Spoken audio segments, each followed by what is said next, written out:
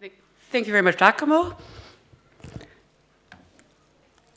Okay, to set the scene of this, I mean, what is this about now? We've got a building, and we've got all sorts of different sensored stuff here, where the little cameras are my motion detectors. I could not find a motion detector symbol which one would see as a motion detector, so the camera tells you there's somebody there. So first we have all of these motion detectors sending, is there motion in this room or not? And then you have, for example, that in a certain room you have the sensor can indicate where you are, but they can then also use this information to tailor to your needs. So, I mean, they can adjust lighting and temperature in various rooms. Some lights go on, the temperature goes up. In other rooms, there's nobody there upstairs, so we can take the light off and turn the TV off. But it can also do things like it can monitor buffered resources, like a hot water heater, which we have down at the bottom right, and at the right time, it can say, okay, now is a good time, let's warm this up. It can also monitor a smart meter, know when are the power costs low, this is a good time to start the washing machine upstairs. It can also drive things like saying, okay, it's now getting dark, it's getting cold, let's close the windows. And now we've got all of these sensors and actuators, and they're all sending, and the big question is how to pull this together to do the various cool energy stuff you all are thinking about. And for that purpose, the question is also how to get this into Inspire. That's the further bit. Inspire does not really cover these concepts. And that's what we've discovered SensorThings for. So overview of what we're going to be talking about. Alex will give you a nice overview of the context within Inspire. We'll then give you some information about utilizing the OGC SensorThings API to link all of these things. There's a very interesting new OGC standard. And we'll finalize with an overview of how we've managed to align this to Inspire, that it actually fits the Inspire requirements towards measurement and monitoring. Alex? Thank you, Kathy. Let me first of all introduce myself. Alex Kotzeff. I work for the Joint Research Center, European Commission. The reason why I'm here today is that we have been working with network services for observation data for a couple of years now, and in the past couple of months we've been investigating with Kathy and other colleagues from member states and OGC the SensorThings and Inspire, and at the same time we've been discussing with Giacomo a lot of interesting opportunities that we see. We really think that SensorThings can be beneficial for the energy domain and the standardization approach towards energy data in general. So to put things into perspectives, what would be the benefits of the use of standards in the energy domain from our point of view without being experts in energy? First of all, probably adoption of standards would address the lock-in situations of lock-in. So if we have lots of commercial vendors, lots of proprietary technology, the possible use of recognized standards would address this issue of really being able to utilize the data. Of course, it would be very difficult for us to influence software vendors of the different devices, but then maybe a standardization layer on top of what's available would address this issue. Then something very important about standardization, it can unify the access to different data streams. If we have heterogeneous data, we for sure have heterogeneous data in the energy domain. We see this in other domains as well. The use of standards would allow us to really combine this information and therefore ensuring ease of access and enabling the reuse of the information, something very important. SensorThings is a standard that enables access through a standardized API to the data, which is very important. And on a more general level, all of these combined together would probably empower different groups, starting from the citizen. If the citizens themselves have unified access to their own data, of course, probably they wouldn't want to share it with their neighbors or with someone else, but in an anonymized manner, that would probably empower them to make better decisions for themselves and their families. But then also public authorities. Probably there is a lot of value for spatial planning, for environmental protection purposes, for others. And utility companies, they would also probably benefit from this. But standards, of course, there are different standards, and the adoption of one or another standard does not immediately sort the situation.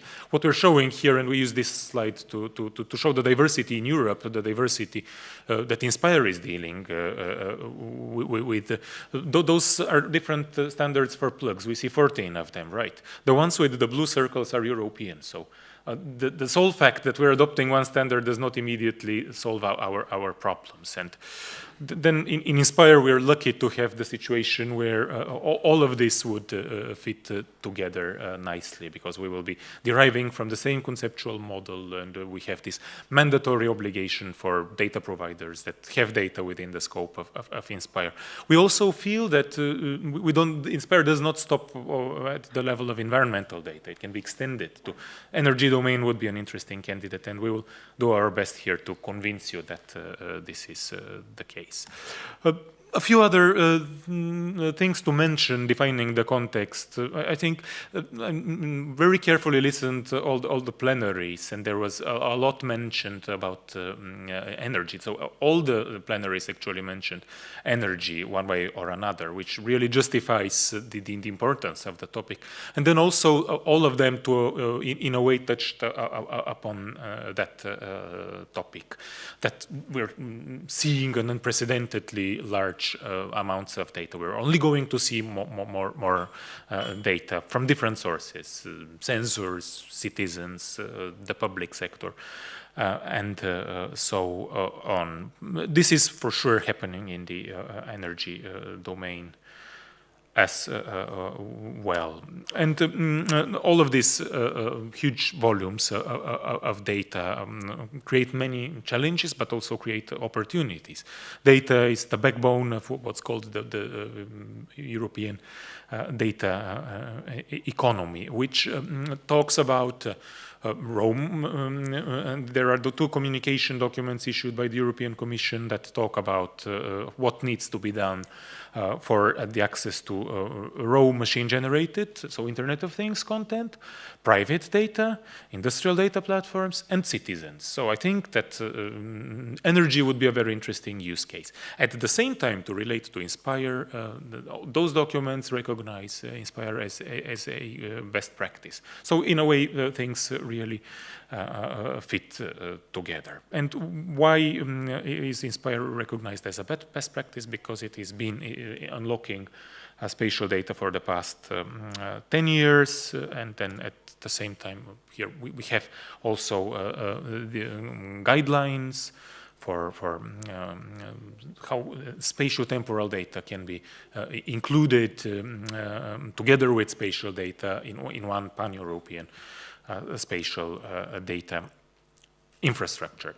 But at the same time, there are challenges that are particularly specific to the Internet of Things realm, which we are discussing here today from the point of view of energy. What are the challenges? First of all, the majority of those fancy, nice devices that Kathy showed us in the very beginning, they are really not computationally capable. So if the guidance in Inspire was more focused on servers, so that are really powerful, that can serve loads of data, and so on, here we're talking about small devices that really do not have the same capabilities. Furthermore, connectivity might be an issue. If something that we can easily do on the server, we can send requests, get the responses back.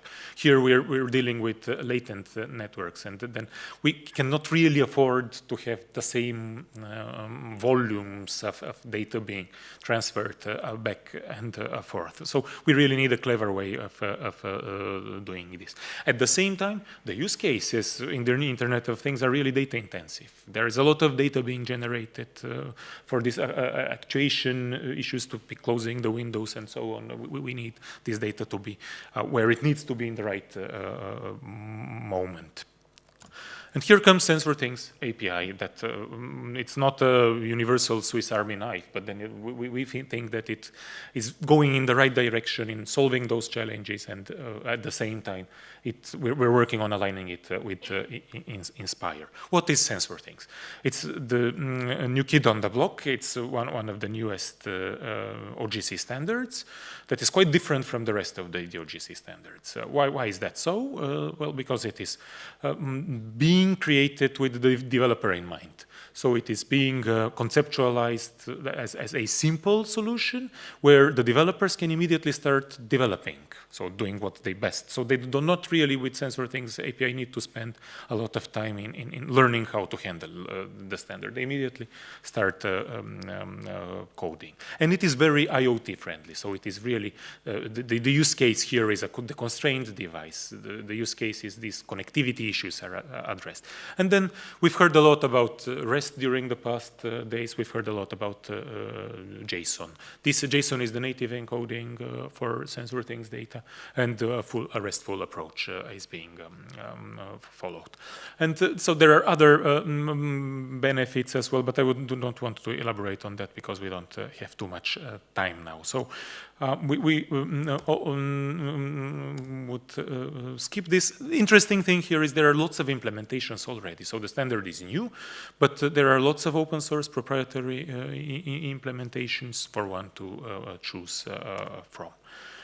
With this, I would like to give the floor to Kathy to tell us about SensorThings and Inspire.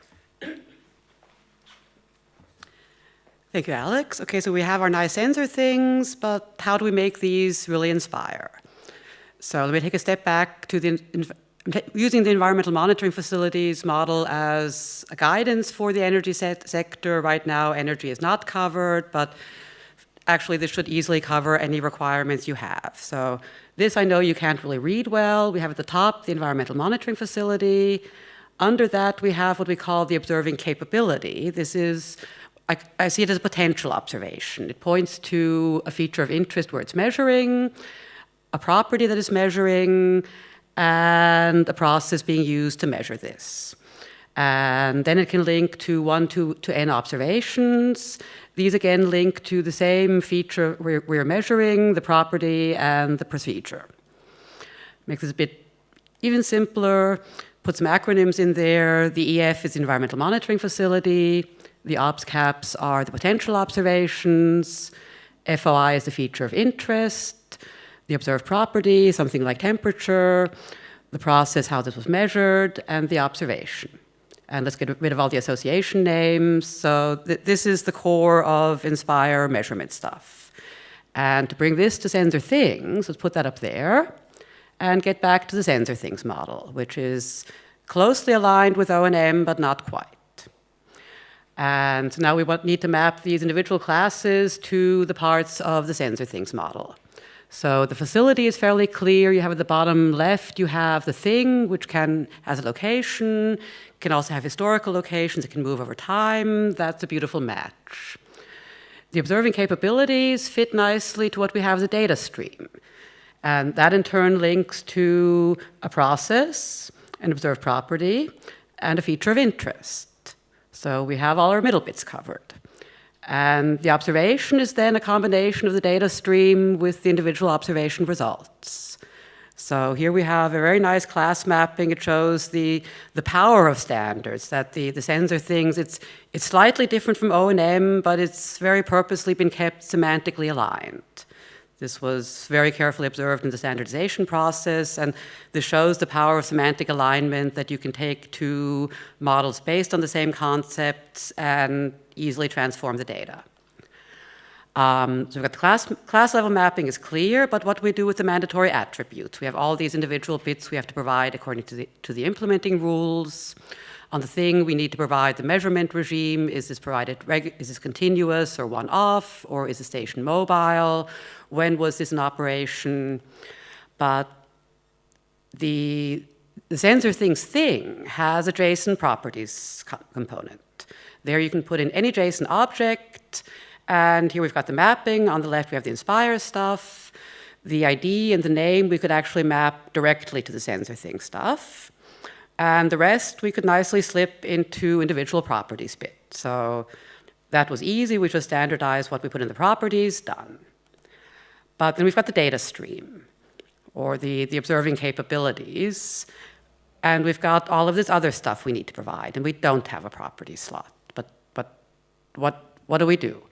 We'd like to have this, and this is why I'm very happy with the Fraunhofer open source SensorThings implementation. Frosty has gotten on our brains. This is why this happened at some point. And I got in touch with Hilke, the developer, and said, you've got the properties on Thing.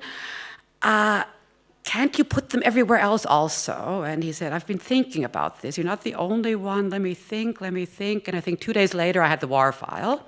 So I had this running on my services. And now it's easy again, because now we can map the stuff we can map. And the rest we can slip into the properties object. The feature ID is a bit tricky. The feature ID goes via the observation, but that's also, I mean, it's semantically there. It's interoperable. So conclusions for this, SensorThings is beautifully suited for the provision of all sorts of measurement data and also fits nicely to the energy domain. What we actually haven't mentioned enough in this context is that it also supports actuation. There's a new update of the standard, so you can measure stuff and then based on the measurements, then trigger various stuff. At the present in OGC, they're actually working on rules, so you can automatically, based on an incoming sensor value, trigger an actuation. So that should be done within a few months, and that fits beautifully to your domain. We do currently require an extension, so these extended properties are going to be in the upcoming 1.1 version of the sensing standard.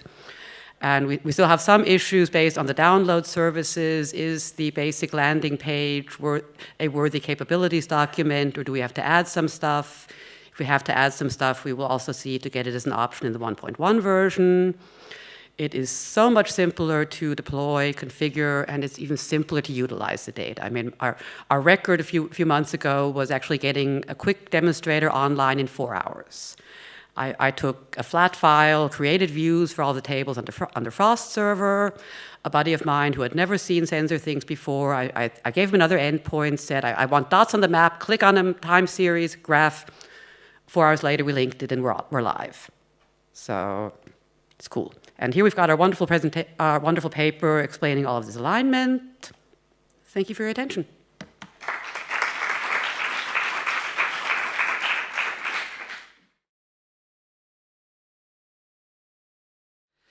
Yes, good afternoon. I'll talk a bit about the in-situ quantification of the thermal performance of dwellings.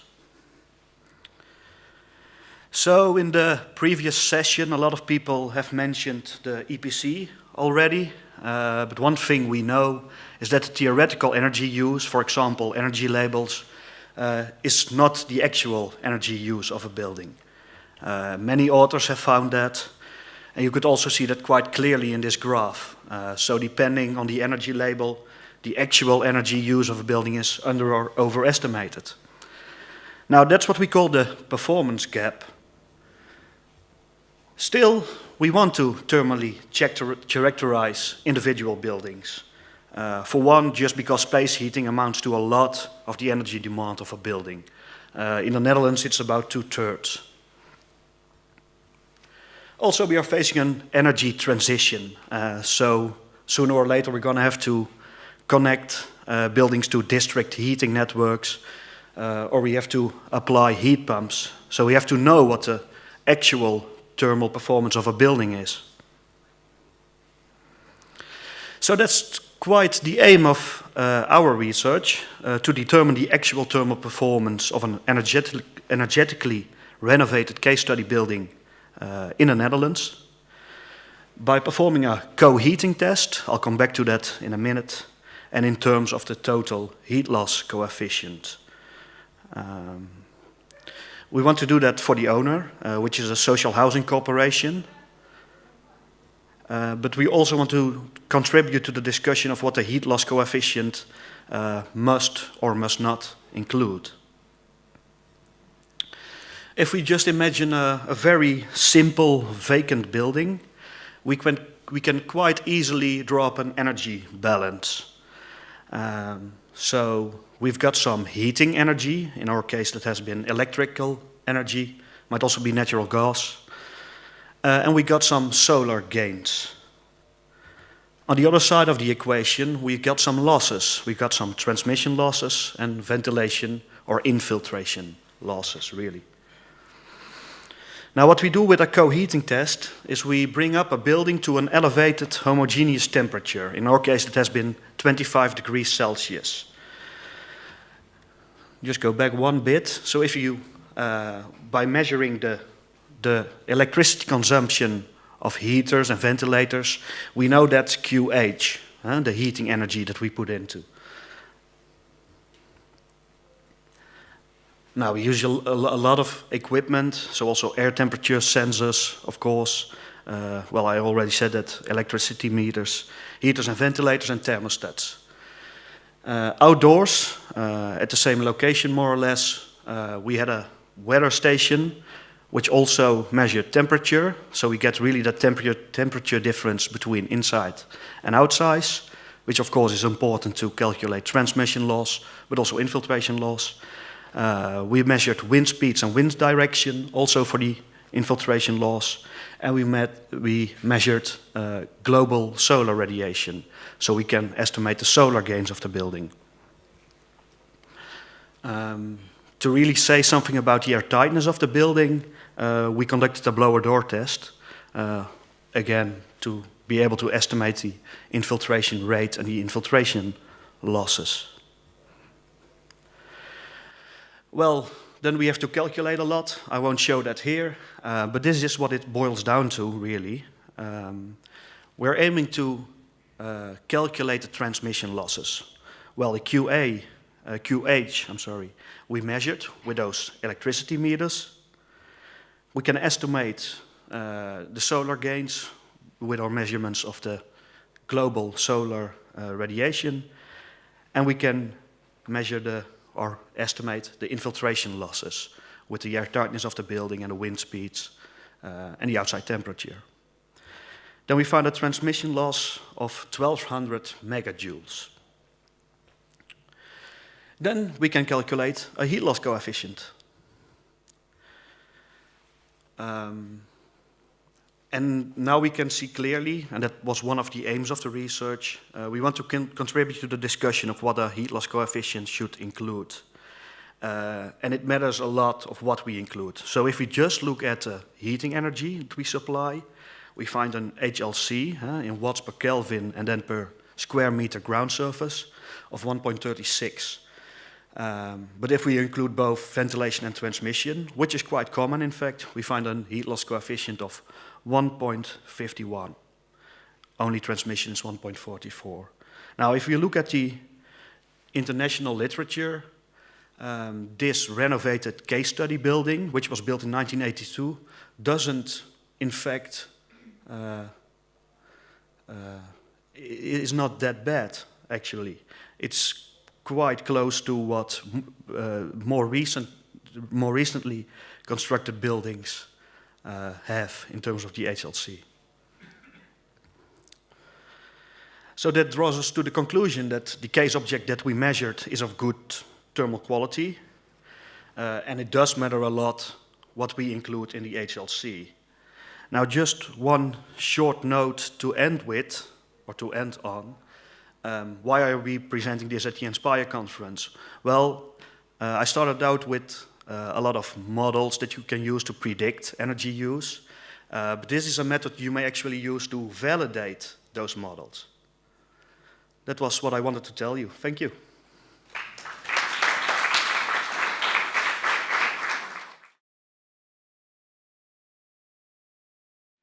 My research center here.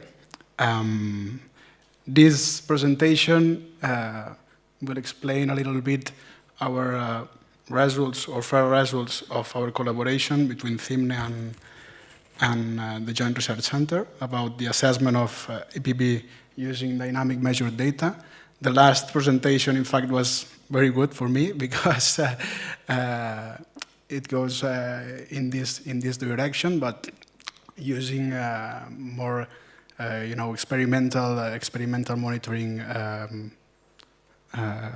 utilities, and then facilities, sorry, and then now I will explain a little bit our effort in order to determine some EPB indicators or EPB valuable information with using this kind of data.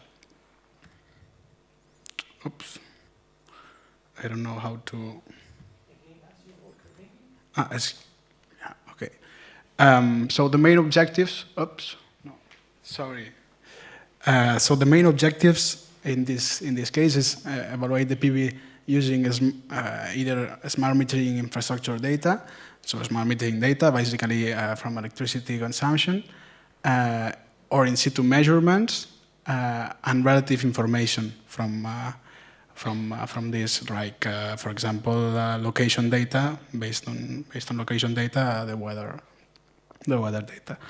And then we want to validate some of these methodologies with real cases, so with real data set that Thimne, my research center, provides to this use case, and a scale-up methodology in order to try to scale this assessment to district levels or beyond. So the methodology that we used for this use case, it's not it's not the perfect methodology that you could use with all the cases, all the input cases that you have. But for the case scenarios that we select two case scenarios, one using in situ measurements of an occupied building, as I will explain, and then another using electricity consumption data. We was using an autoregressive model and a general additive model. The quality, another thing that depends that will affect to the methodology that we have to use to analyze the data. It's the quality of the input data, if it have a lot of gaps, or if for example the smart metering data, sometimes it's awful, and it also have to deal, for example, in the case of smart metering data, with the strange behavior of the users, because the users behave very different between each other, and even between himself. So it's difficult to model these situations. And another thing that makes that is important to know to select the methodology is the required output that you need for the method. If it's a static map, for example, in order to compare users or parameters or time series in the case of prediction. So I will explain two case scenarios that we was working in this use case. The first one is an end-terrace dwelling with in-situ monitoring. It was located in Loughborough. We had 5 minutes frequency data of electricity, gas, and water consumption, and only data of indoor temperature and weather data. As I said, this building was occupied, so it's not the same situation as the other presentation that I don't know who has did it, and I don't see him now. But in the other case was a co-heating test, so nobody was inside the house, and the parameters that the HLCs detected in that use case, I suppose that they had a quite narrow standard deviation. So another information that it's useful for this use case is that the gas boiler has a 90% of performance. The required output in this case is the splitting of the gas consumption between space heating and domestic hot water, and then usage, and then the characterization of the HTC and the GA value. Okay, so Basically, I will go very quickly in these slides. Basically, what we did, what we tried to do from the beginning is to split the gas consumption between space heating usage and domestic hot water usage. And what we did is like a filtering based approach that the first filter affects to the second, and the second to the third, and the third to the fourth. So finally, it's like we get the real or the estimated time series of the space heating usage and the estimated time series of the domestic hot water usage.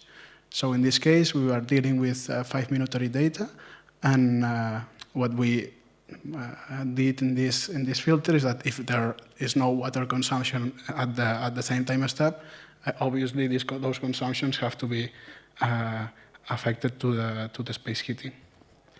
The second one was aggregate that synthetic time series to daily frequency, and then select all those days that don't have remarkable consumption, and assign all the 5-minutary data to domestic hot water. Finally, making the hypothesis that the domestic hot water is always performs like in a spiky way, we assign the time-isolated consumptions to domestic hot water. And then the last one was the rest of the rest of consumptions, 5-minutary consumptions that we have in the unknown usage gas consumption have to perform similarly to the linear regression between gas of domestic hot water and water consumption, and then the residuals of this very basic model as assigned as space heating consumption. So we finally, the blue one was the original time series of consumption of gas consumption, and then the second one, the orange. Here it's the orange one. It's the space heating consumption, or estimated the space heating consumption, and the domestic hot water is the green one. As could be seen, the relation with temperature in the scatter plot, it's higher, or it's assumed to be higher in the space heating case. With this data, we try to characterize the heat loss coefficient and the G value using an autoregressive model. In this case, the optimal model order was 3. This optimal model order, it depends on the lags of the data considered. And finally, the HTC value that we took a look at for this building was 92.93 watts per Kelvin. This is not normalized by square meter, but if, for example, the house has 92 square meters, so the HTC would be 1. I said this because the other guy in the last presentation was expressing the HTC value divided by a square meter. Another interesting case scenario is the electricity smart metering data. In this case, some initial statements have to be considered. That we were only using, it was a very initial estimation or modelization of this kind of data, and only users that we know that had weather dependence were considered, and we know that the only energy supply for heating purposes and for cooling purposes was electricity. And the data comes from a Spanish utility company. Okay, so as we said, this is real data. So this is all the daily profiles of a user, of a single user. And as you see here in the lines plot, it's impossible to detect any pattern. But as could be envisaged here in the first plot, it seems that the user have different profiles of consumption during winter and summer seasons, and more or less the same pattern during the day. So let's see. In this use case, we use this methodology from the electricity time series coming from metering, smart metering devices. We cluster these daily load profiles of all the customers using a quasi-random daily load curve subset, not all the curves, but the most representative ones. And we cluster them, so it's like we detect the common usages between the day for the whole data set of the time series, of the utility, sorry. And then we classify each of the customers using these profiles. Once we get the classification, then we model using a GAM model. We model the energy performance of each of the clusters. Here you see the results of the clustering proceed of this utility, of this data set that we were using. These are based on 10,000 daily load curves, but it's maybe 1,000 of customers. So here we have like the most common patterns in a daily basis. And this is the classification of the same user that they present in the beginning. The modeling results in this case, using the GAM model, are different between each of the clusters. So for each of these profiles, we have a different approach of the HTC and the GA. But with this methodology, what we like to do is to know differences of HTC values between different sets of hours. It's like this user is using his air conditioning system from 8 to 12, and then from 8 to 11. Because this is information useful for the assessment in this case. And then how to once we now we have demonstrated that we could gather some information or infer some information from the smart metering data and from in-situ measurement data, obviously. And what we want to do is to scale up this assessment to district data. So even the old dwellings, buildings and districts and cities and regions, obviously, are connected in this way. So one of the problems that we have normally in analytical companies, because I also work in a company which deals with utility companies' information, is that we don't know, for example, the detailed address of a dwelling. Okay, so here I make this consideration. One situation considering that we have the detailed location, and another one that we don't have this detailed location. So what we call it the dwelling EPB footprint is the HTC, the GA value, all the parameters that could express the characterization of a single dwelling using the dynamic measured data and the weather data that could comes from the Inspire framework.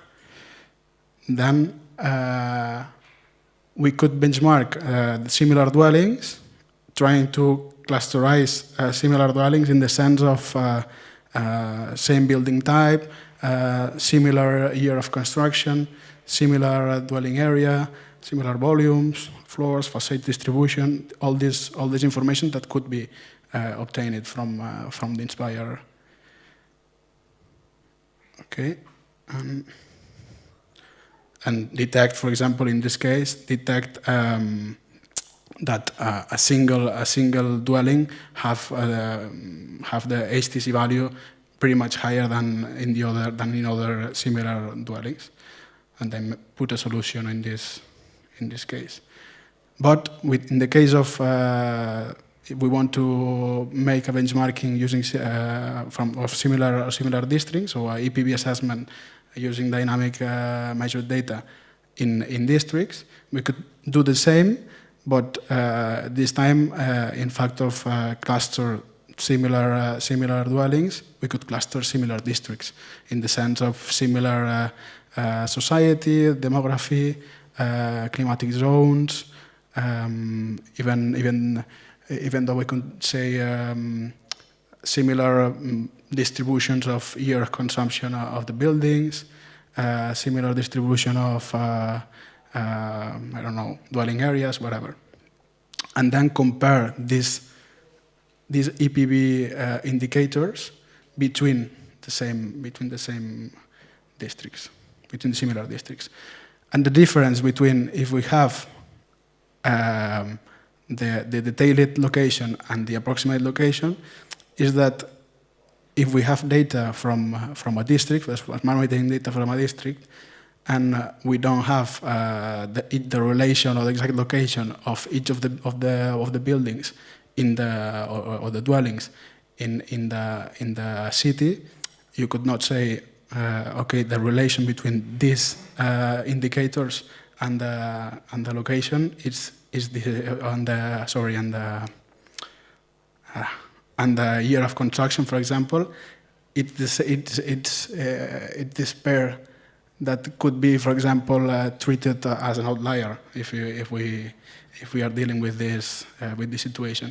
In the approximation in the building when the building location is approximate, this relation we could not figure it out. So the analysis have to be more global in this sense, but the same kind of analysis could be done. And to finish, the benchmarking could be for similar districts could be like this. So a district that have these similar shapes of year of construction, whatever, could have or have to be in the same situation on the indicators. But as you see here, it's not the case, for example, because the average of similar districts is the blue one, and you see that the HTC have pretty much low values than in your district. So maybe a regional government or the local government could say, okay, let's make some kind of policies in order to fill this gap.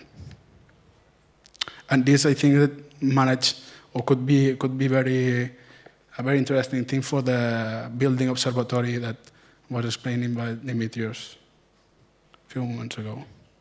So the conclusions of this use case was that we could infer interesting EPB indicators from consumption when high frequency is available, and also, for example, if we have indoor temperature, it's pretty much reliable, the HTC value, because it's not, we have to deal with a fixed temperature. And we develop also a feasible methodology to scale up, not yet validated, that could use also Inspire data to figure out cluster districts or regions. And the possible application of these methodologies could be, for example, the building energy observatory, and then energy advisor for initial statements in retrofitting, or initial assessment for ESCOs, or building characterization for facilitate decision making in local governments.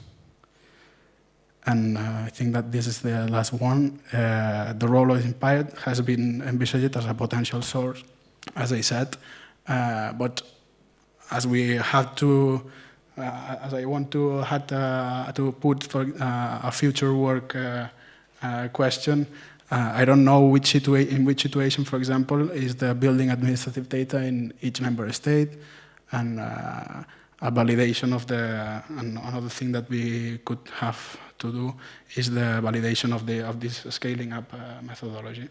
I think that could be very interesting, to test this situation that we was discussing. Yeah, and thanks for your attention.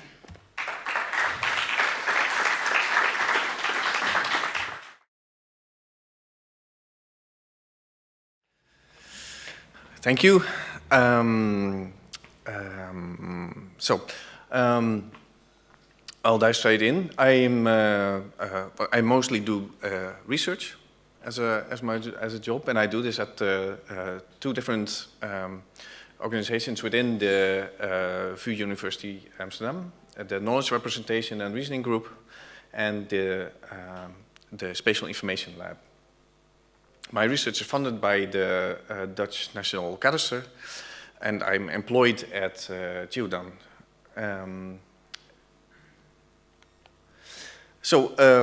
The idea behind the energy labels for buildings is hardly needs any mentioning.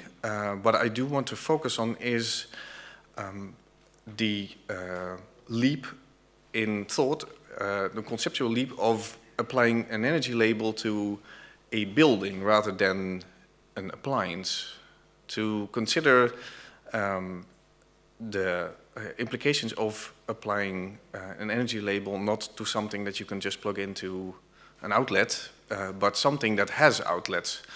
And I think we can all agree on the fact that this idea of applying energy labels to buildings is problematic, to be optimistic about it. It doesn't really reflect the actual energy consumption of the building, because it really depends on how you use it, how many people are occupying the building, how do they make use of the appliances that are actually in there. And so then the question becomes, how do we use these energy labels as an instrument in Europe to do something to improve the way we are dealing with environmental challenges and to reduce greenhouse gas emissions, for example. So this is the really problematic part. And I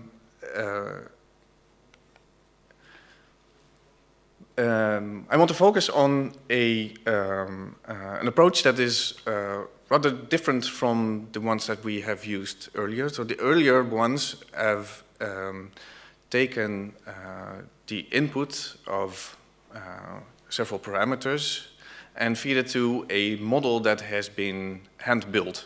So it makes a lot of assumptions on how several aspects, several variables affect the energy performance of a building and how it affects the energy label. And this is my contribution in this investigation. So I do data science on this problem. And Sanne Hettinga is the actual main researcher on this topic at the moment. She has assembled a data set together with Maarten Kriekaert, my colleague at Geodan. This investigation is part of a JSC Digitanscope project, which Henk Scholte is involved in. The reason why we're investigating this aspect of trying to discover the model rather than to think it up in advance is because some of the models have a very low predictive performance when you try to apply it actually to to an actual situation where you have the labels. So for the Netherlands, my colleagues applied the tabular model with the prototypical house classes, and they came to a rather shocking conclusion that the accuracy, the actual predictive accuracy of that model is no higher than about 1 in 5. So as a model for estimating energy labels, it is a rather poor model. And this matters because if we want to use this idea of an energy label for building efficiently or usefully, and we want to improve the situation in lands in Europe, you need to know the effectiveness of your model, and you need to know the the base accuracy of the labels that you have collected, and this is where machine learning models are interesting to look at, because they make a lot less assumptions on your data, and if there is a bias in your data somewhere, it's able to accommodate for this. So the dataset that was assembled consists of a training set of 2 million data points, and it included things like the year of construction, things that are probably very familiar. Some stuff about the part of the building that is exposed to the outside world, but also things like tax valuation, so the listed building price at the municipality. Things like the purpose of the building and the building type. Is it an apartment or is it a freestanding house? Stuff like that. Stuff that we have been familiarized with during this day. And we started off using a few what we call simple machine learning models. So these are not yet, I'm working on it, but these are not yet the more complex deep learning models. But to start with, we wanted to use simpler models to see how they perform. So these include classification models and regression models. So classification is the output in a class, a label, basically. We also tested regression models, and this makes sense because the labels are ordered. So there's an order, and even behind the order is an energy performance index. At least there is in the Netherlands. I'm not sure if that's European-wide, but there is an ordering in there, and you can express it as a number. So the regression model tries to leverage that knowledge to output a number which can be mapped then to an energy label. To briefly look at the decision tree. This decision tree algorithm is trained on we trained this on this data set of 2 million data points, and the algorithm tries to optimize to predict the labels for the data points as well as possible. And for this, it tries to fill the parameters of something that very closely resembles a decision process. So it kind of mimics a decision process by an expert. For example, the model shown here is a model that models the decision to play outside or not, based on a few simple parameters. There's a few class parameters in there, whether it's sunny or overcast or rainy. And despite the fact that it may be rainy, we might still decide to go play outside, provided that it is not, provided that it's not windy.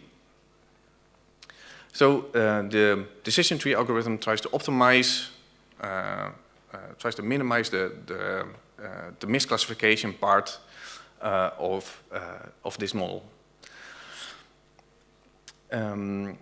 There are several benefits of using this type of model. It is both very easy to train, and the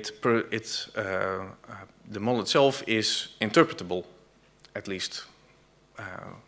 If you expand the decision tree to 1,000 decisions, you can debate whether it is still interpretable. But most decision trees don't have that big a depth. It has another benefit that you can combine several of these decision trees into what's called a random forest.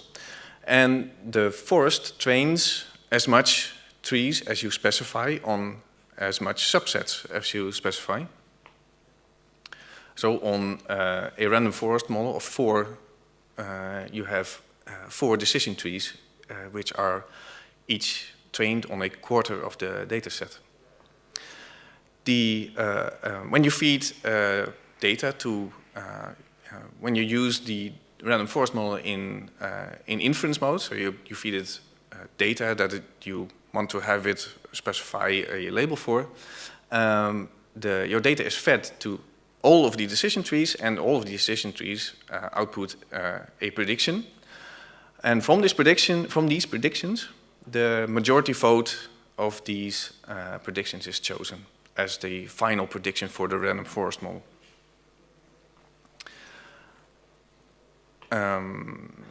Yes, and so that's what we did.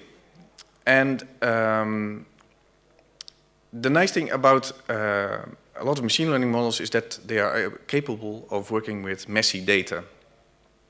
And why this is important is because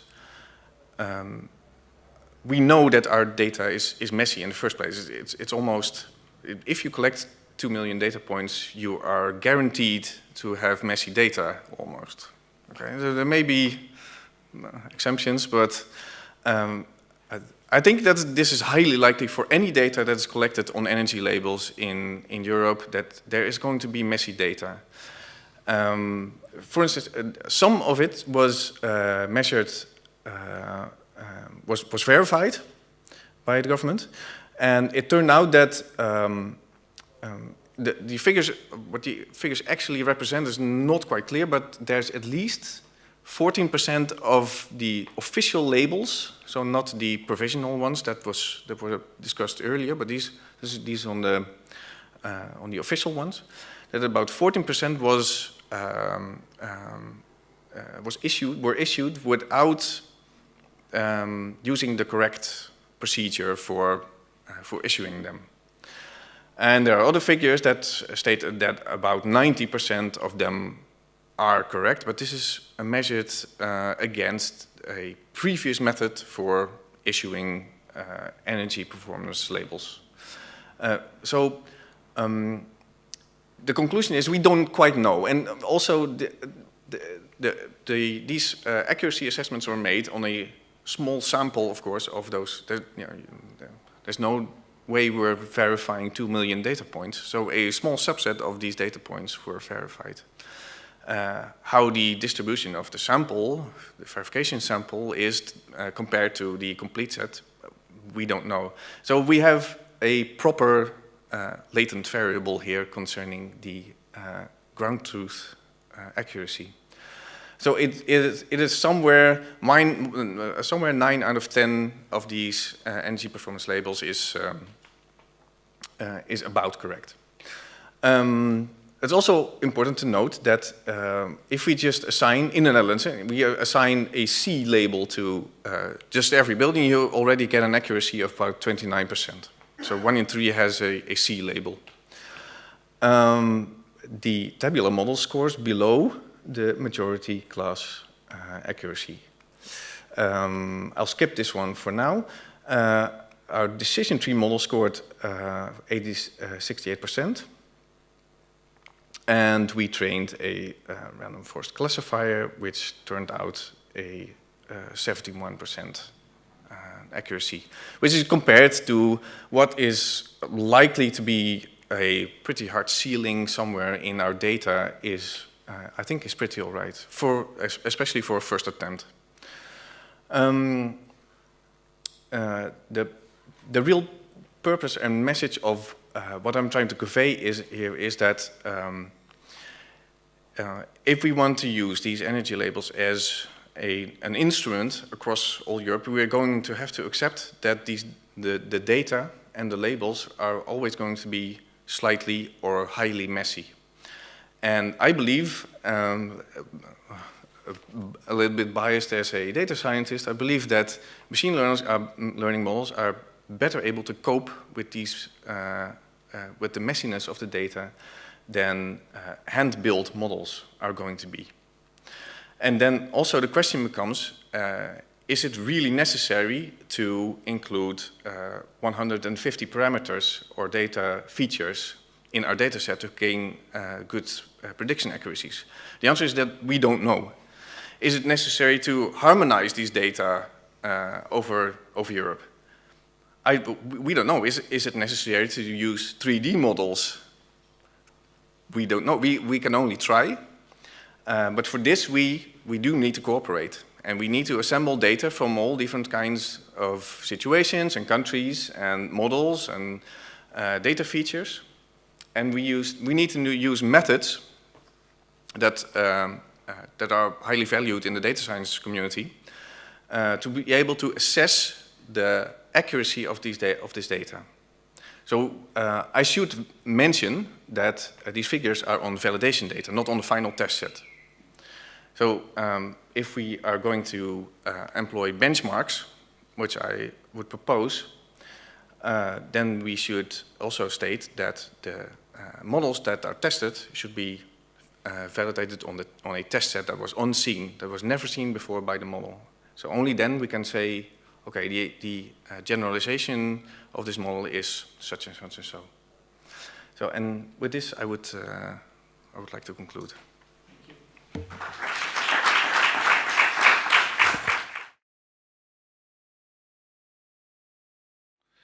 So, yeah, I work with the data-driven approaches for energy labeling of occupied buildings at DTU. And first, I will just give a little bit of background, but it can be done rather fast because we have almost heard all of it already. So, we have an aim to reduce the energy consumption in the EU, as we already heard. And because of that, then it's very reasonable to look at the buildings to see if we can save some energy there. And if you look at it, then 25% of the European final energy consumption, that's related to households, and 65% of that's related to space heating. So that's a great share. So if we can save something there, then we can save a lot of energy.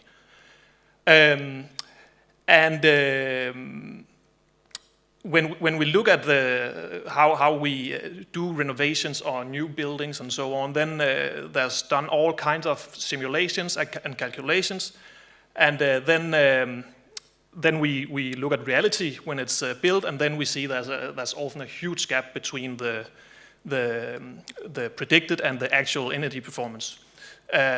So this project I'm working on, we're trying to bridge this gap, because very often then it's stated that, but yeah, the predicted energy consumption, that's maybe not that precise, because the users are not using the buildings that we have put into our model and so on. And that's definitely true, because that's super simplified approaches they use.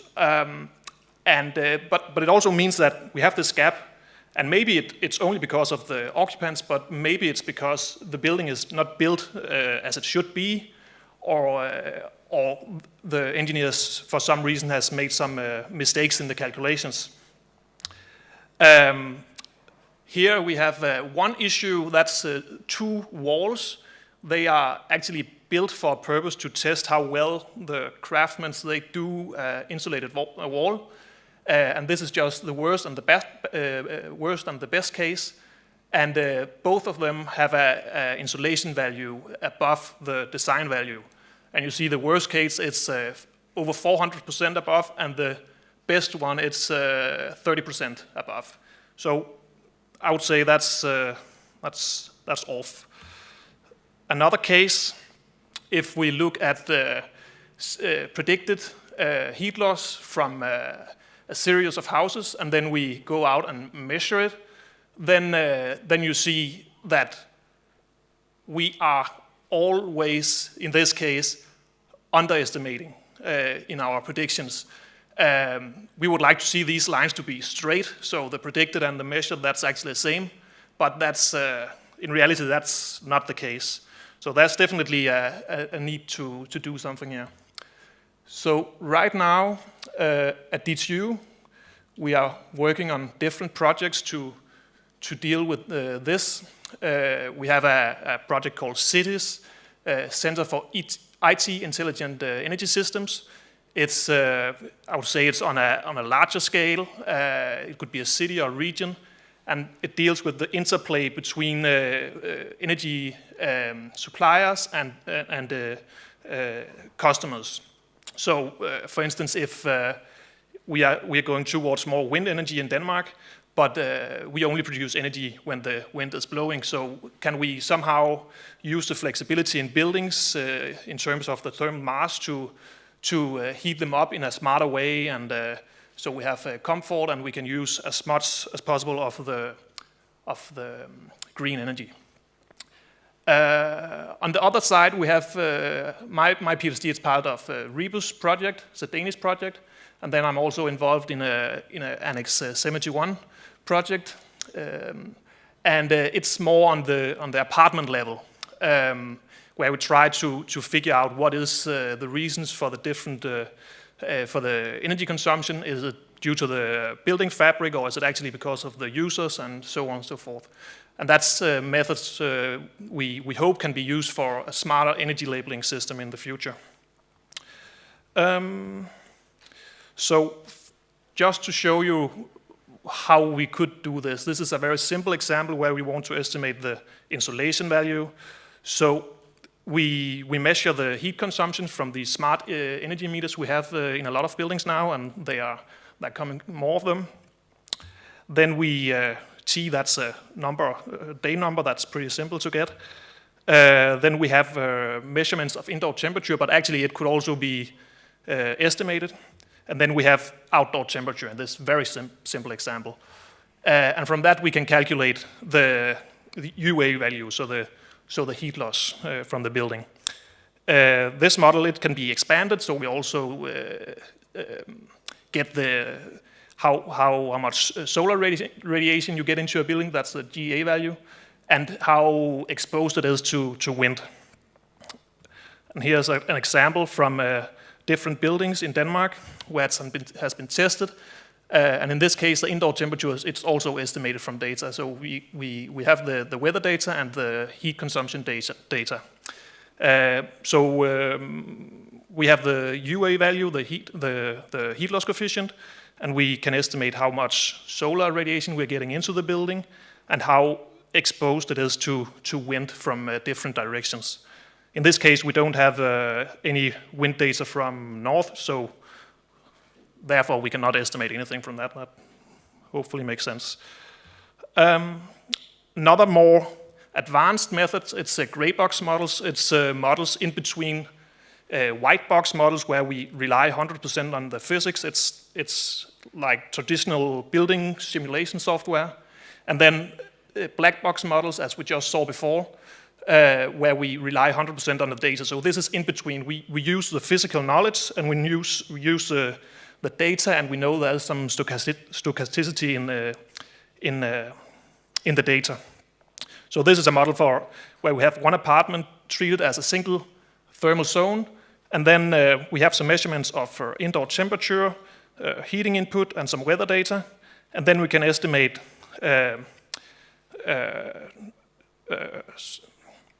some resistances, these R's, and some capacities of the building, which can be used for estimating the heat loss coefficient, but also time constants for the building, which is very important if you want to control the building. And also we have this squared box f of t, which is a function over time of the day, which describe the solar radiation coming into the building. So this is a very simple model. Then you can expand it as you want. And then in this case, we have, for instance, a two-zone model. So we have measurements from 2 rooms. So we model each room and say there's some interaction between the rooms. Here's some results from those models. So the first one, see the heat loss coefficient.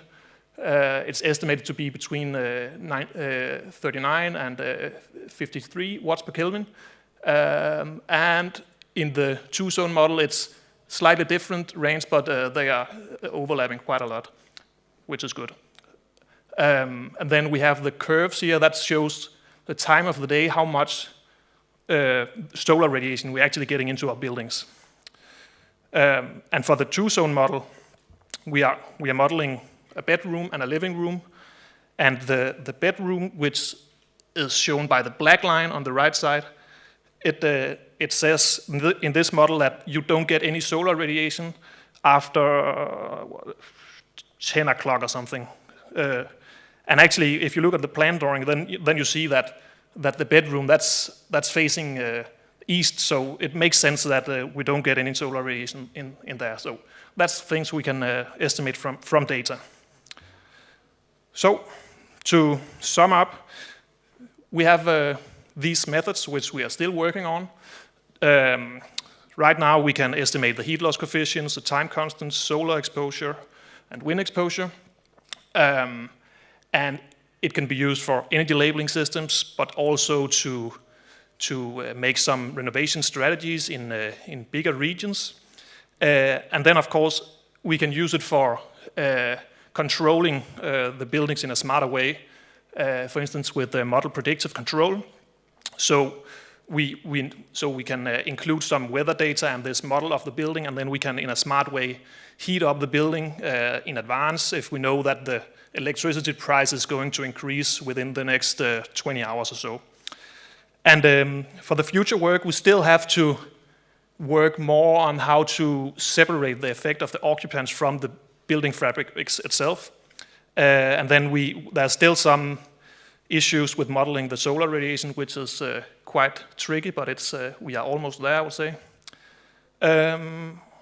Also, in the gray box models, then we need to take a look at how can we include the wind effects. Can we, for instance, say that, okay, every time the wind comes from west, then you have a huge heat loss. Maybe it's because you have a untied facade on the east side and so on.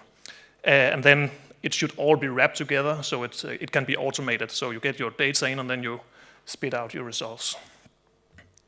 Yep, thank you.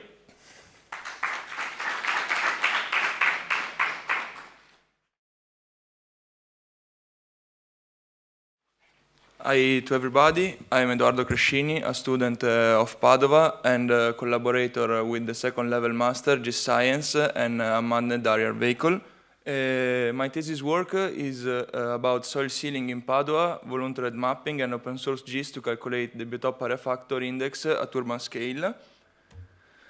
Soil sealing is one of the most dangerous land degradation process.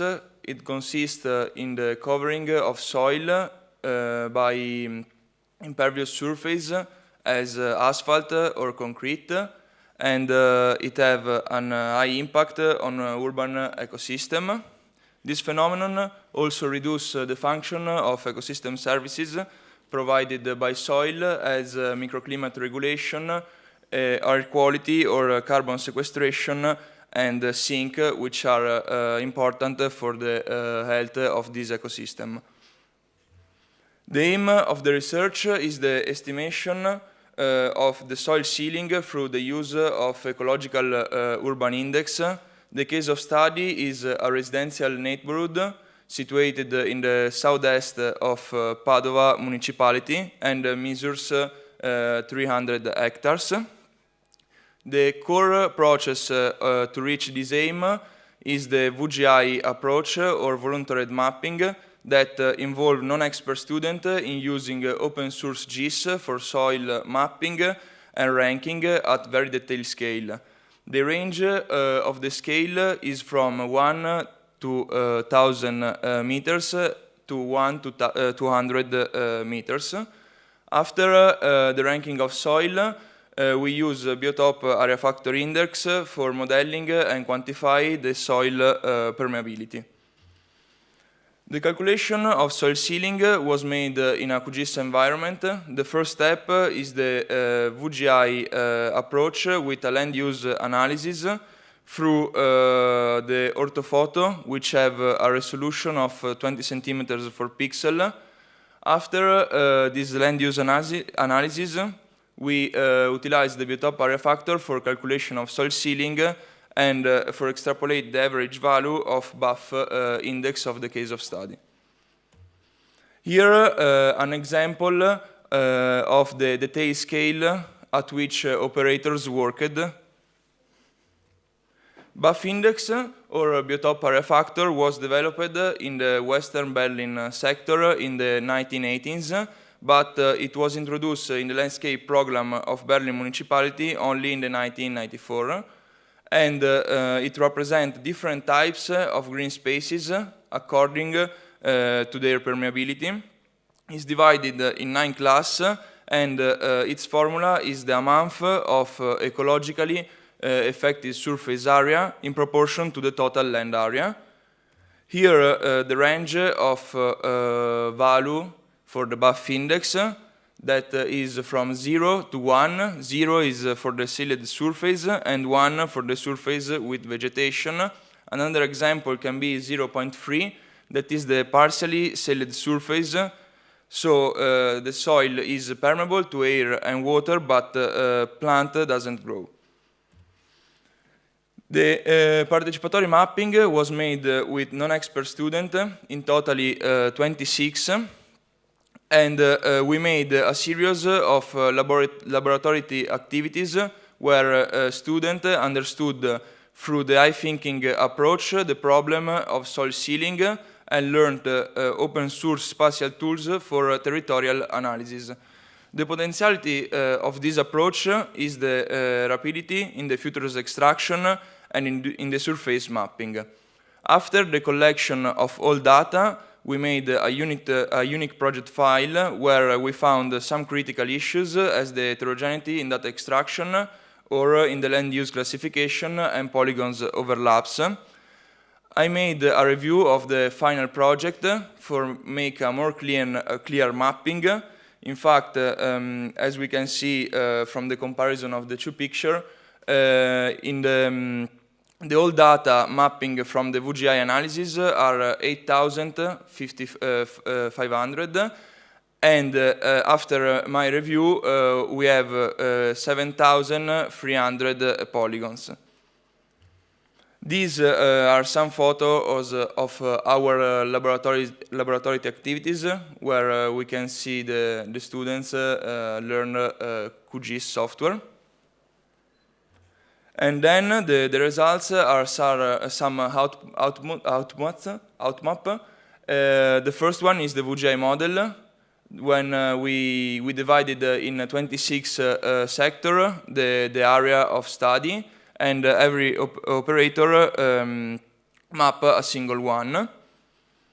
During our land use analysis, we found 30 classes of land use in according with land program Padua municipality.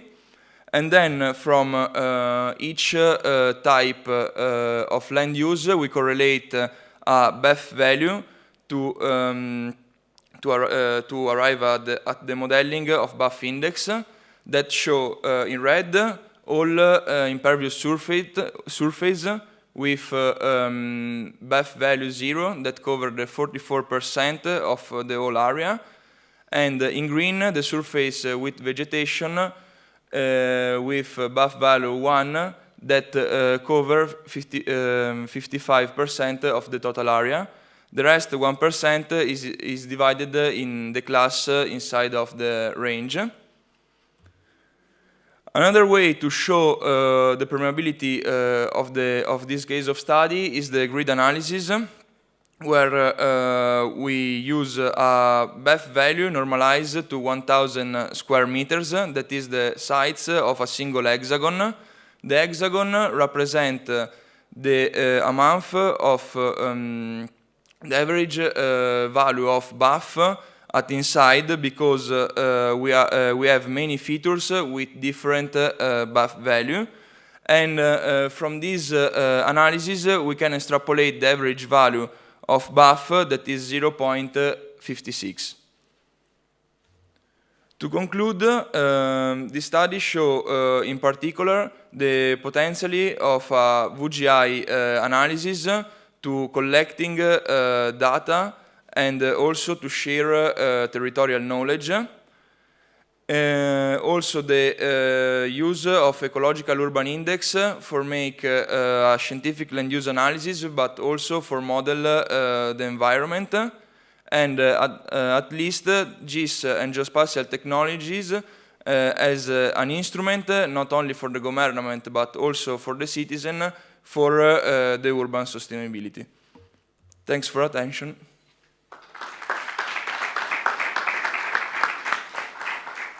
Thank you very much, Eduardo. We unexpectedly finished on time, exactly at 5:30. So there are questions to make to the colleagues. Yes, please. Just a moment, the microphone will come.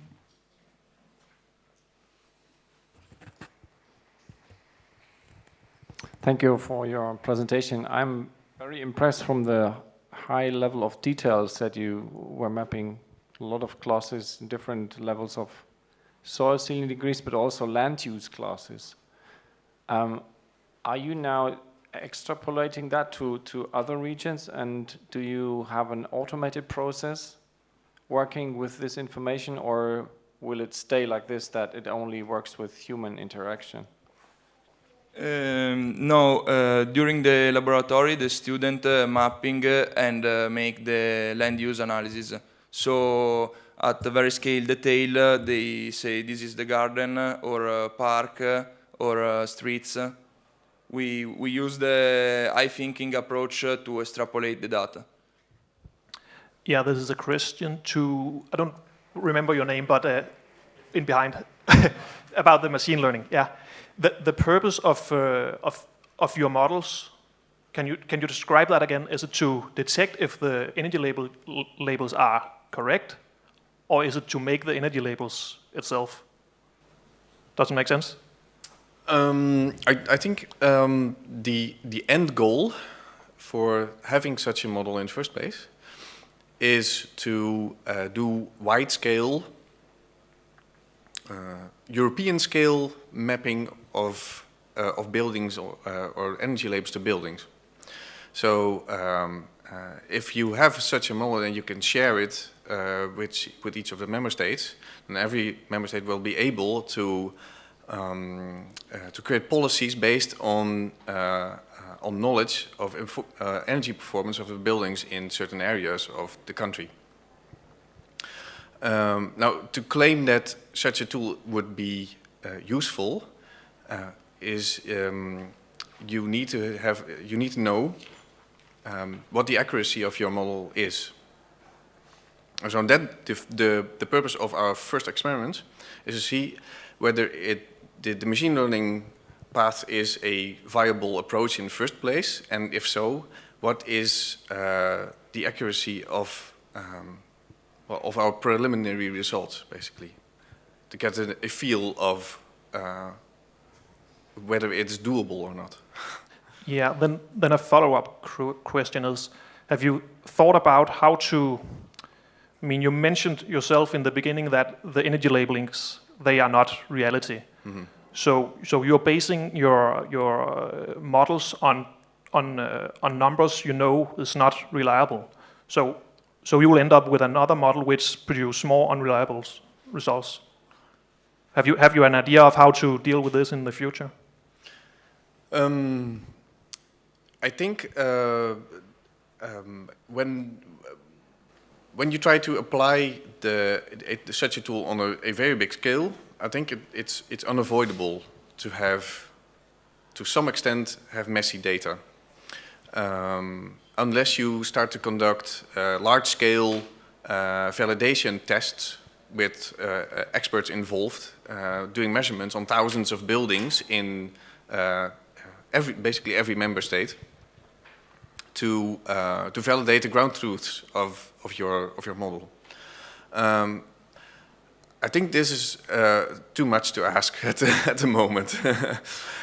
Basically, I would see it as what would be interesting to do is to see whether, based on Inspire harmonized data that's already out there, or volunteer geoinformation that's already out there, combined with Sentinel remote sensing data, for example, or aerial photography, how high you can get the accuracy of the model.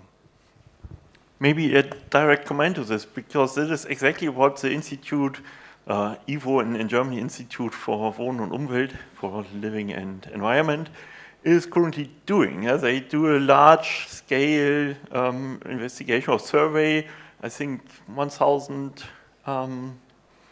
buildings from residential and non-residential buildings, and do energy label estimates. So that could be a very valuable source to validate the data. Yeah, certainly. Yeah, that would be very good data to help an initiative on doing these kinds of predictions for many different places in the European Union. Yes. Yeah. Oh, that's very good to hear.